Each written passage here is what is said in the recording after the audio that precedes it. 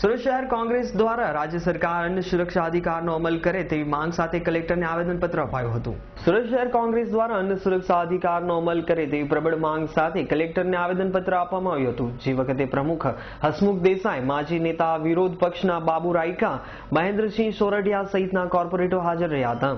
સરકાર દ્વારા અમલ કરાય તો 3 કરોડ 25 લાખ નાગરિકોને લાભ થશે। આ બિલનો અમલ ન કરીને ગુજરાત સરકાર ગરીબ પરિવારોને ઘઉં, ચોખા, ખાંડ અને કેરોસીનના નિયમ મુજબ મળતા જથ્થાથી વંચિત રાખી રહી છે।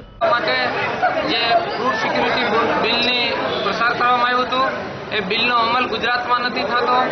જ્યારે આ દેશના અમુક રાજ્યો અમલ કરી રહ્યા હોય ત્યારે ગુજરાતે પણ આ અમલ કરવો જોઈએ। કેન્દ્ર સરકારની યુપીએ સરકારે જે બિલો કર્યા હતા એ બધા જ બિલોના નામને ટ્રાન્સફર કરી એ જ યોજનાઓ અમલમાં મૂકે છે, કારણ કે એમની પાસે બીજી કોઈ યોજના નથી। પણ જે મનરેગા યોજના છે સૌથી સારામાં સારી આ દેશમાં નહીં પણ આ વર્લ્ડમાં પણ મનરેગા યોજના છે। એનાથી અનેક હજારો લોકો, લાખો લોકોને રોજીરોટી મળે છે। એવી મનરેગાનું જે બજેટ જે ફાળવવામાં આવ્યું એમાં પણ કાપ મૂકવામાં આવ્યો છે અને ફૂડ સિક્યુરિટી બિલનો પણ અમલ નથી થતો। આ દેશની અંદર લાખો ટન અનાજ પડી રહ્યું હોય, ગોડાઉનો મને અનાજ ભરેલું પડેલું જ રહ્યું હોય, જ્યારે ગરીબ માણસોને જે અનાજ વિતરણની જે દુકાનો હોય છે, સસ્તા અનાજની દુકાનો હોય, ત્યાંથી પૂરતા પ્રમાણમાં પુરવઠો વિતરણ કરવામાં નથી આવતો, એનો અમલ કરવામાં નથી આવતો।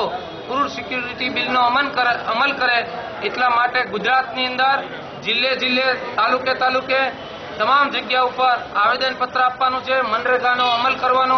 મનરેગાની અંદર જે કાપ મૂક્યો છે એ કાપની અંદર સરકારશ્રીને અમારી વિનંતી છે કે ભારત સરકારે એનું પૂરતું બજેટ ફાળવવું જોઈએ। જે આગલા વર્ષનું બજેટ હતું એની અંદર 50% કાપ મૂક્યો છે। આ દેશની ગરીબ અને મધ્યમ લોકો માટેની સૌથી સારી મનરેગા યોજના છે।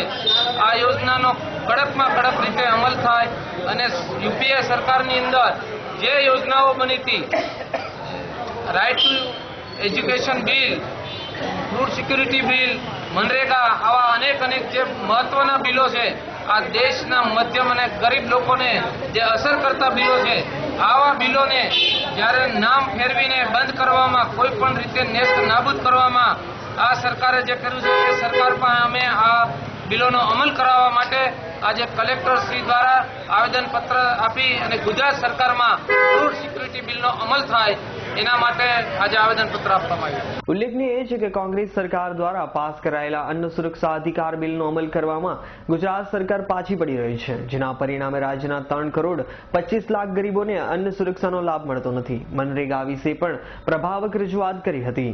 Bureau report S9 news, Surat.